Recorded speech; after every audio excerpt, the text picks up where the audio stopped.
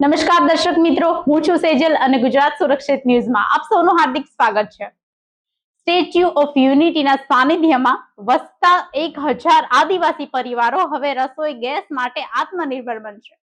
વડાપ્રધાન શ્રી નરેન્દ્ર મોદીએ વર્ષ 2025ના રાષ્ટ્રીય એકતા દિવસે કરેલી જાહેરાત મુજબ ગરુડેશ્વર તાલુકામાં બાયોગેસ પ્લાન્ટ સ્થાપવાની કામગીરી તેજ બની છે.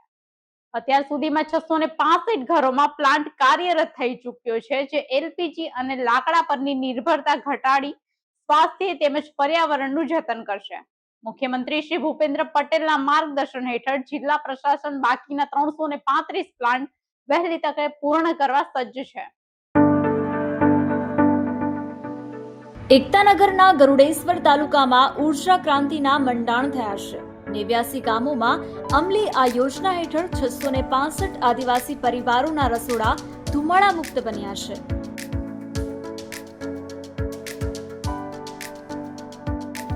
વડાપ્રધાનના આત્મનિર્ભર ભારતના વિઝનને સાકાર કરતા આ પ્રોજેક્ટનો મુખ્ય હેતુ પરંપરાગત ઇંધણનો ત્યાગ કરી ગ્રીન એનર્જી અપનાવવાનો છે.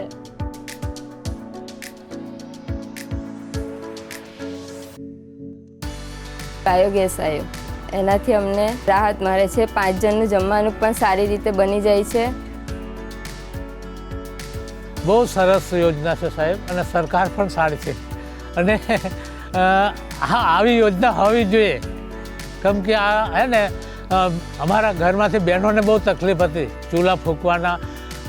તદુપરાંત ખેતીનું કામ કર્યા પછી લાકડા શોધવા પડતા હતા, એ લાકડા શોધવાનું પણ મટી ગયું. લઘુત્તમ 3 પશુ ધરાવતા પરિવારોને 2 ઘન મીટર ક્ષમતાના પ્લાન્ટ ફાળવવામાં આવ્યા છે. દરરોજ 50 કિલો છાણના ઉપયોગથી ઉત્પન્ન થતો ગેસ સિલિન્ડરના ખર્ચમાંથી મુક્તિ અપાવે છે. આ પહેલથી લાકડા વીણવાની મહેનત ઘટી છે અને ધુમાડાથી થતા આંખોના રોગોમાં પણ રાહત મળી છે.